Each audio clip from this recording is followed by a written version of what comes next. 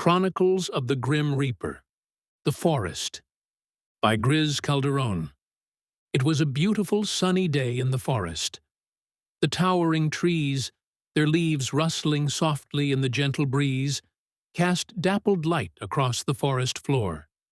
Birds chirped overhead, their songs filling the air, while squirrels darted between the trees, foraging for food. Humphrey, a young fawn with wide eyes and soft fur, running and leaping quickly and energetically through the underbrush alongside his mother. She was his protector, his guide, always teaching him how to live in their lush, wild home. Today, everything seemed perfect, peaceful. Humphrey paused, his little body still and focused, as he caught sight of something unusual. A dark cloud loomed far away, thicker and darker than anything he had ever seen before. He wrinkled his nose. There was an unfamiliar smell, something sharp and unpleasant, curling through the air. His mother, who had been grazing nearby with the other deer mothers, lifted her head, her ears flicking in the direction of the cloud. She tried to hide her worry, but Humphrey could sense it. The sky slowly darkened as the scent in the air grew stronger. Humphrey noticed the animals of the forest beginning to gather. Rabbits, birds, foxes, bears, deer. Everyone seemed to be moving in the same direction, away from the ominous cloud. At first, it was a steady pace, but as the cloud thickened and stretched across the sky, their movement turned into a brisk trot. The animals glanced over their shoulders, uneasy, feeling the heat that was now creeping in. Panic spread quickly. The dark cloud was now a solid wall of smoke, and through it, flashes of red and orange flickered like monstrous claws. Flames. The forest, their home, was on fire. Humphrey's heart pounded as he ran with his mother and the others, but he wasn't as fast as the older animals. His little legs struggled to keep up, and soon he and the younger animals fell behind. Their parents slowed to stay close, but the fire was moving too fast. The trees ignited, burning bright in the thickening air. Ash rained down, and the smoke choked their breath. Humphrey's mother, her sides heaving with exhaustion, did everything she could to protect her son. She ran beside him, nudging him forward with urgency. "Stay close," she urged, but the fire was unrelenting. In moments, it had overtaken them. Flames roared as trees snapped and cracked under the heat.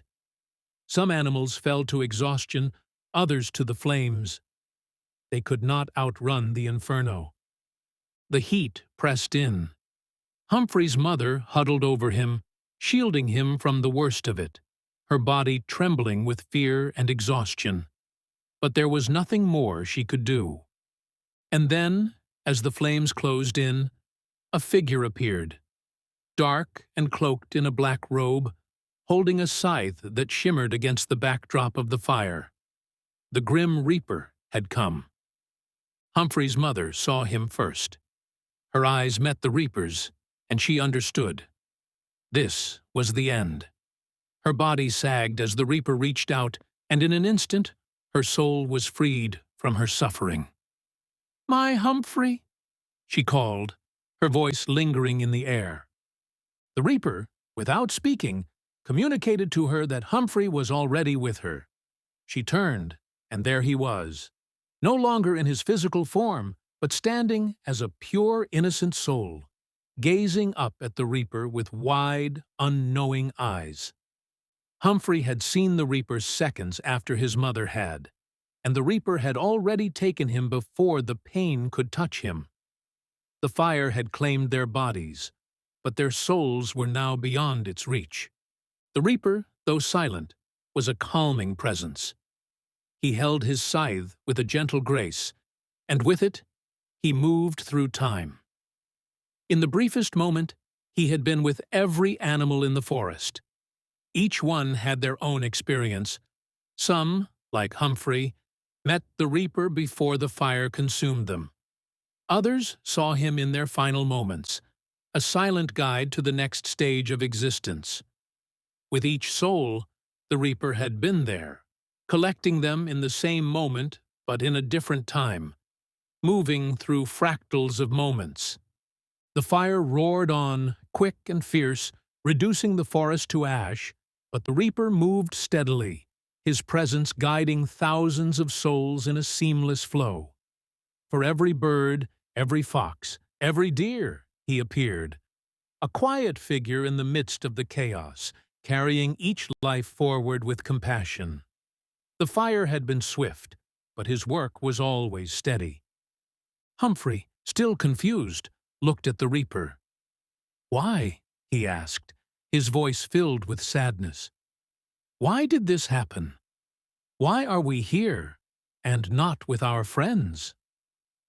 The Reaper, though he did not speak aloud, answered, "Fires in the forests claim many lives. It is a part of the cycle of this world. But your journey is not over, Humphrey." With a gentle sway of his scythe, the scene around them shifted. Suddenly, Humphrey and his mother were no longer in the charred remains of the forest. They stood in a new place, a place of beauty and wonder. The forest here was untouched. Tall trees stretched into the sky, vibrant with life. The air was fresh, filled with the scent of flowers and the songs of birds. It was just like their home before the fire. And there, in the distance, were their friends, other animals from the forest, gathered together. Though the fire had taken their lives, it had not ended their journey. They were all here, in this peaceful place, their spirits free and unburdened. Humphrey's heart lifted as he realized that, though they had lost their home, they had gained something more, a new beginning, together. The Reaper stood by, watching over them all. His duty was done, but he remained a silent presence, a reminder that every end was simply the start of another journey. The end.